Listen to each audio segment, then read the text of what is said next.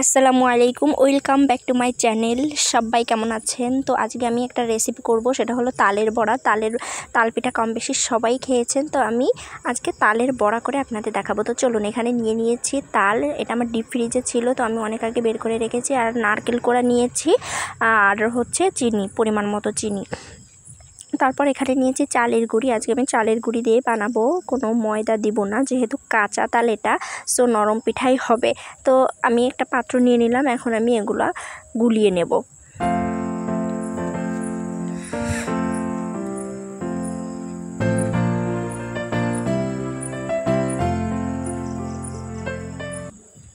তারপর একে একে সব কিছু দিয়ে দেব। সর্বপ্রথম আমি চালের গুঁড়িটা দিয়ে ভালোভাবে মাখিয়ে নিব। নারকেল কোড়া দিয়ে দিচ্ছি। এখানে যে যার পছন্দ মতো দিবেন আর কি। চিনি দিয়ে দিচ্ছি পরিমাণ মতো, আপনারা যে যেমন মিষ্টি খান। আর আমি পিঠাতে তেমন আমার মিষ্টি একদমই পছন্দ না, তো আমি আমার পরিমাণ মতোই দিয়ে দিলাম আর কি। এখন এগুলোকে আমি ভালোভাবে মিক্সড করে নেব। এরপর সামান্য লবণ দিয়ে দেব। আমি মিষ্টিতে অতটা লবণ বুঝি না, তারপরও দিলাম। চলে এলাম ভাজার জন্য, কড়াইতে তেল দিয়ে দিলাম।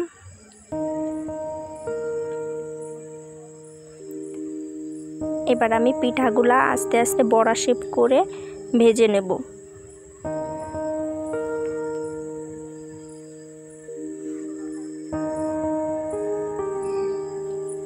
এই পিঠাটা আমার অনেকটাই পছন্দ, খেতে ভালো লাগে।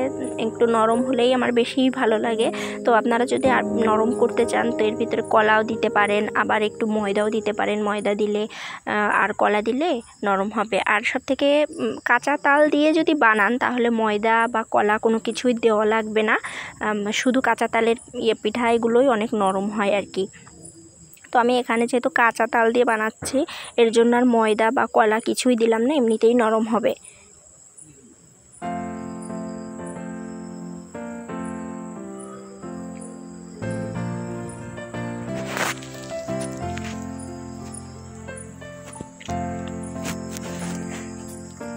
মিডিয়াম জালে ভেজে নেব।